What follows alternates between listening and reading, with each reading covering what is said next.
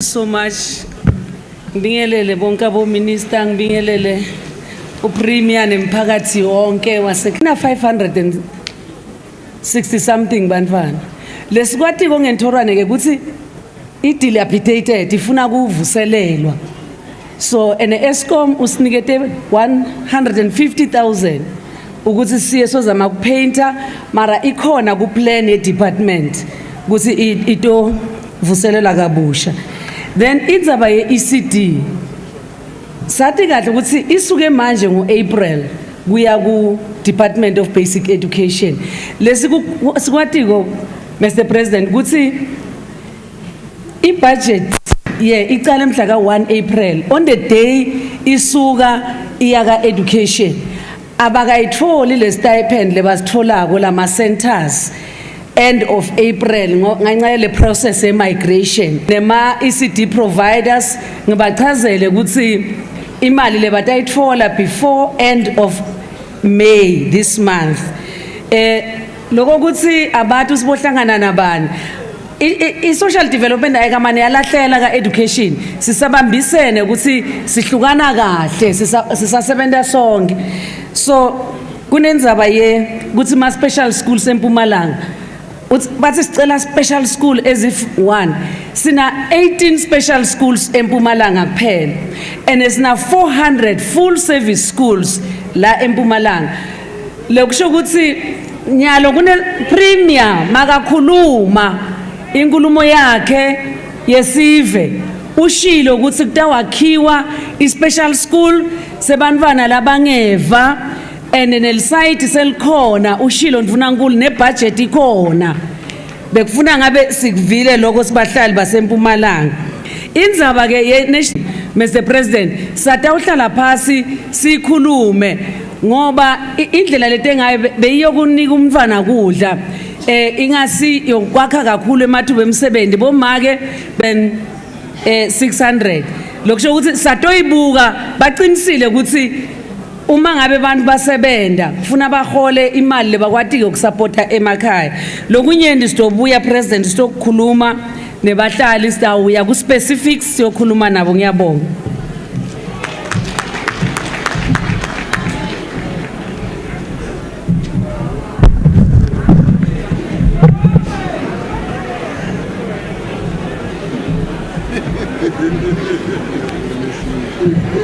Siyabonga Mr President, thank you very much.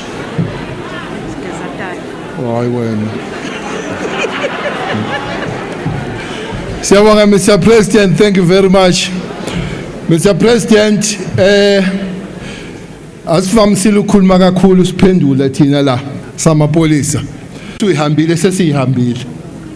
Zonke sibuya kuzona. After 3 weeks nje sishona weeks le. Ngoba sizobe sine retreat ku weekend ezobe kuphela 3 weeks kule so sesibalile sobuya after 4 weeks kule kodwa kusuka kusasa i-secretariat ikhona la izoyihamba lezi iteshe ezibaliwe kakhulu lesasebhetali ayisiyahlupha mhlawumbe kusanensila yamazambane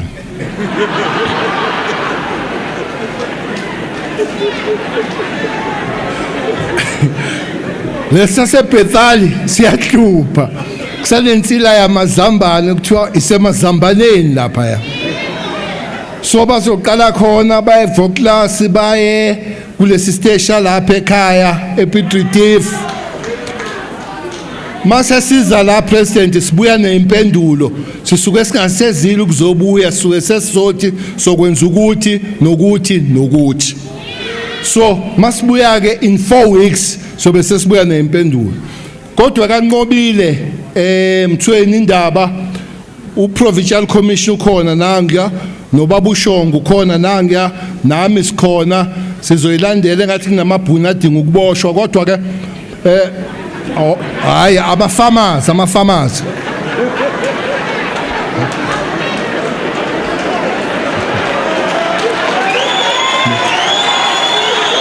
Mr President, we can't ngikuzwile president ukuthi bafuya ama zebra nama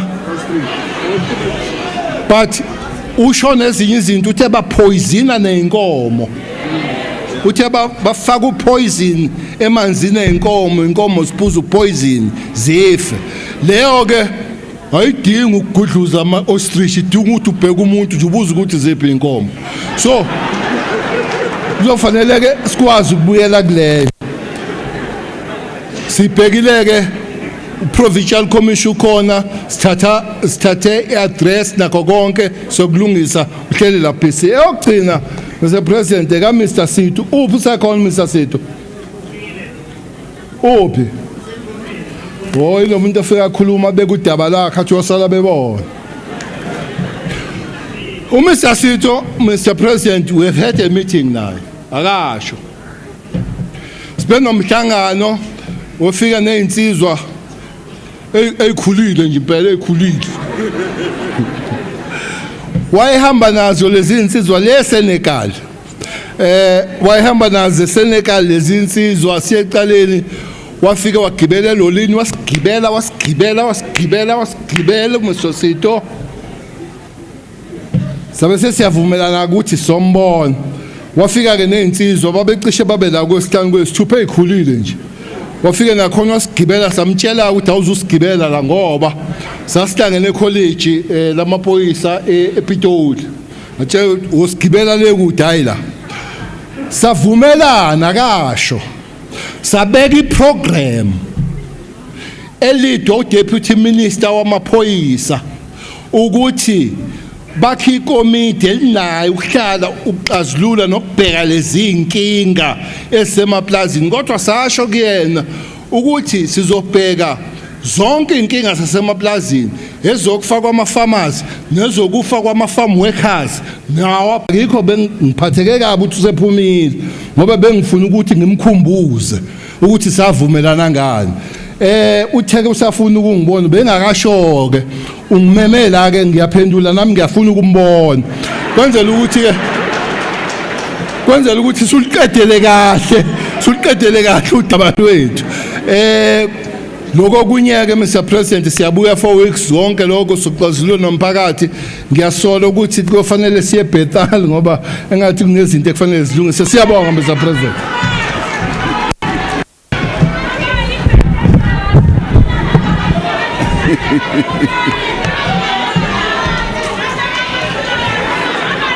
Okay, kwakhuluma umama kuphela kuthini?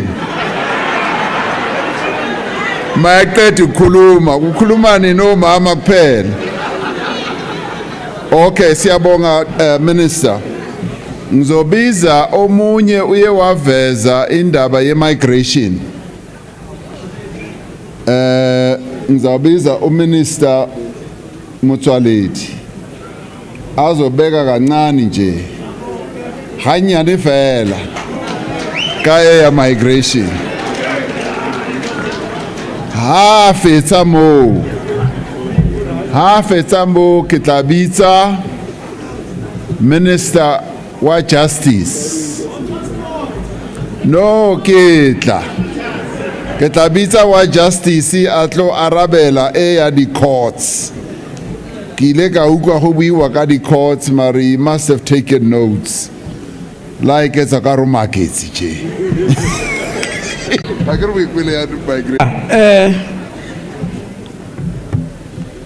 there's a question about migration, especially for bana ba ileng hore ba tswala ke batswadi ba ileng hore ba tswa dinageng tse dingwe. Now I want to give you what the law says.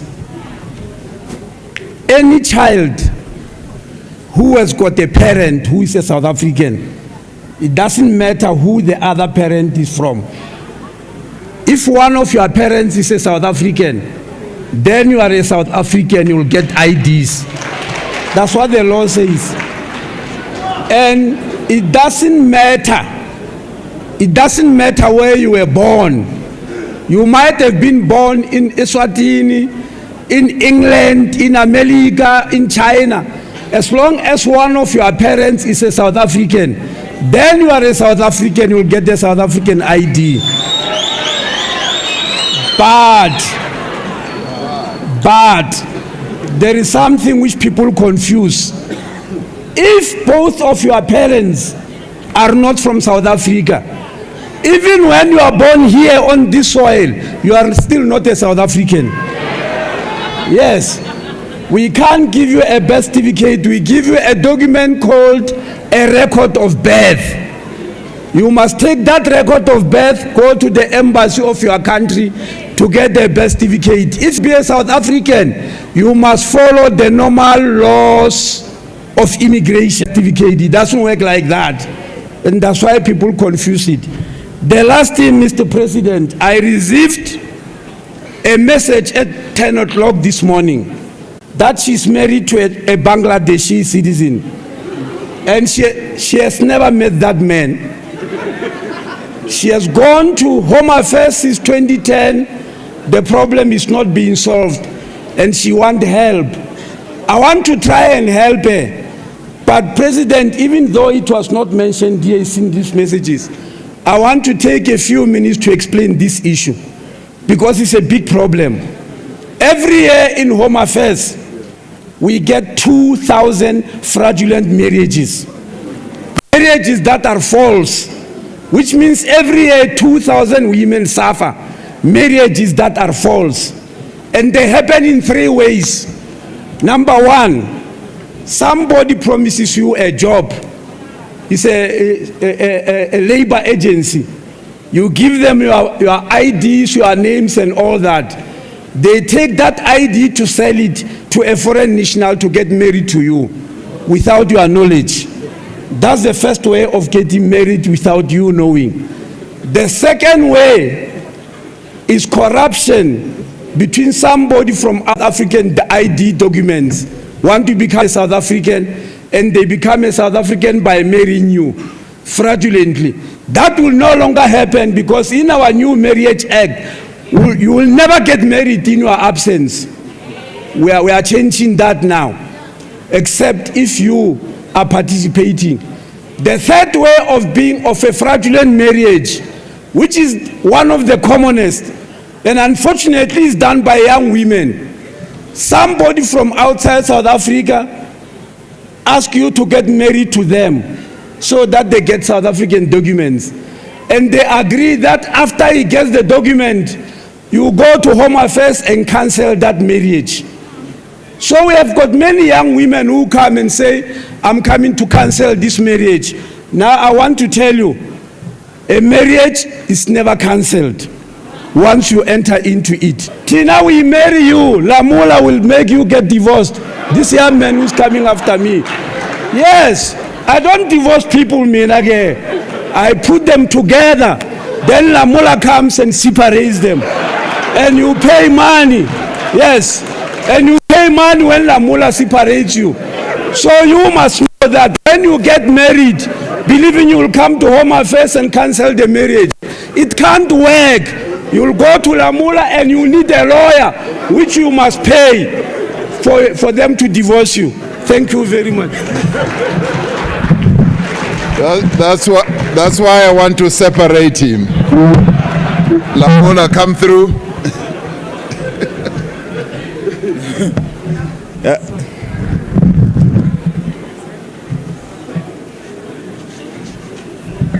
Ngiyabonga President and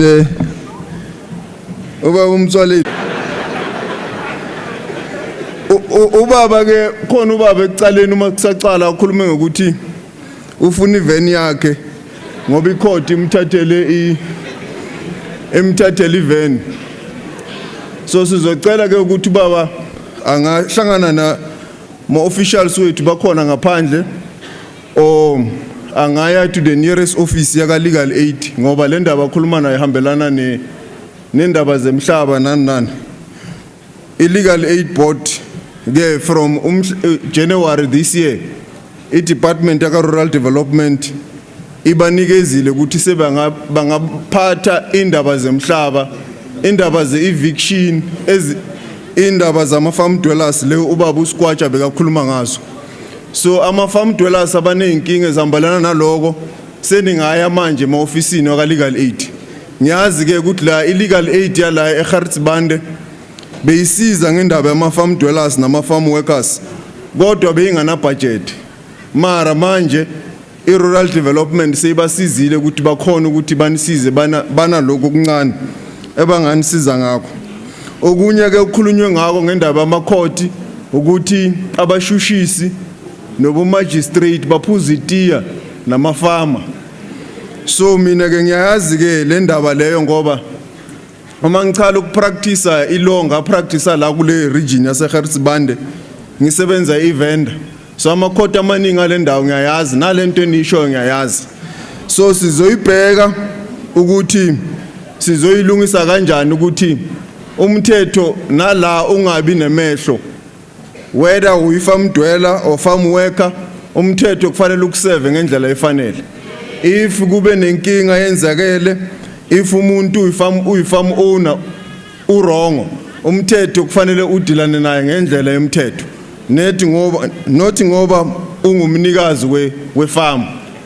Sekufanele ukuthi lokho sizokubheka nakale ePiet Retief silibhekile ukuthi lihambe ngendlela yakhona ukuthi justice yenzeke umndeni uthole ijustice.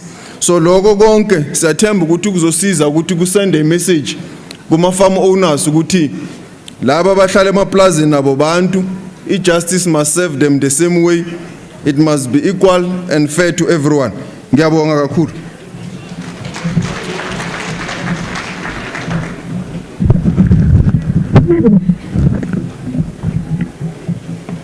Siyabonga Minister. Ngoba isikhathi sesisishile ngizawucela uMinister Dlamini Zuma azobeka lapho nalapho ngalezi ezixhumane neCocta. Bakhona ababili abathi ngiyabonga kakhulu Mongameli. Angisho ukuthi indaba zakamasipala baningi omasipala abangasebenzi kahle. Sibabhekile sabona ukuthi bapi sivumelene no-MEC ukuthi sizosebenzisana ukuzama ukubasiza. Kodwa kukhona into specific ebikhulunywe ngelikwa. Ilikwa ngizobuya ngize kuyona. Ngifuna ukuthi ngibuye noMinister uGodongwana we-Finance ngoba ilikwa ayikho right ngempela nami ngiyayazi. Kodwa imistake esayenza kufanele sivume. Asithumelanga i-team elikwa. Kweza umuntu abantu mhlamba babili kuphela ukuzolekelela ngoba vele inkantolo yayisishila ukuthi national ayithathe over. So manje sizobuya sibheke ukuthi iyipi i-team esizokwazi ukuyithumela. Mhlambe futhi sithathe nakweminye iminyango njengoba sisebenza njenge-DDM. So ilikwa sizoyifakela ibuko siyeza kuyona nje ngempela siyayazi inkinga. Indaba ye-CWP nayo sizoyixoxa. Ngizwile ukuthi khona abanye abayirayizayo nathi siyasho ukuthi indlela i-CWP esebenza ngayo kufanele ishintshwe si-remodelishe. Kodwa ke ngoba isikhathi asikho manje angizuchaza kakhulu ukuthi sizoyenza kanjani. Kodwa sizoyishintsha indlela esebenza ngayo ikwazi ukuthi ibe ingxenye yokutrain abantu babe nama skills babe namakhono. Ibe ingxenye yokusiza abantu ukuthi bakwazi ukuthi masebe nalawo makhono bakwazi mhlambe abanye ukuvula imisebenzi, abanye bakwazi ukuqashwa, abanye bakwazi ukwakha imisebenzi. Kodwa siyoxoxa ngelinye ilanga kabanzi, kodwa into esisebenzayo leyo. Mhlambe Mongameli ngoba isikhathi sesincane angiyibeke lapho, kodwa sizobuya nje likwa kungekudala. Ngiyabonga. Okay, before Umbax Ezala, Uraz Mataz,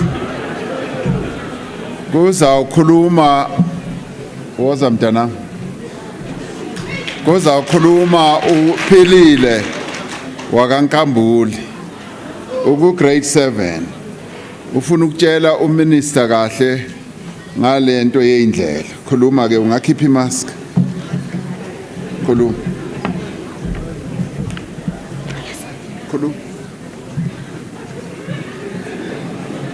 Sanibonani.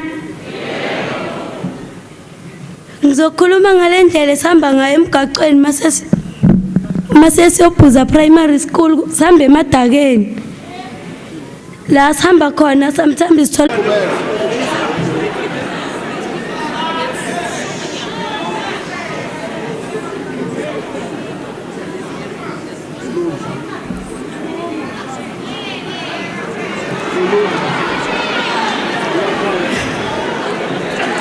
Kubek ichaze kahle le ndlela lesambayo besicela ukuthi basifakele ibridge. Siya lapho lamadaka siyahlunga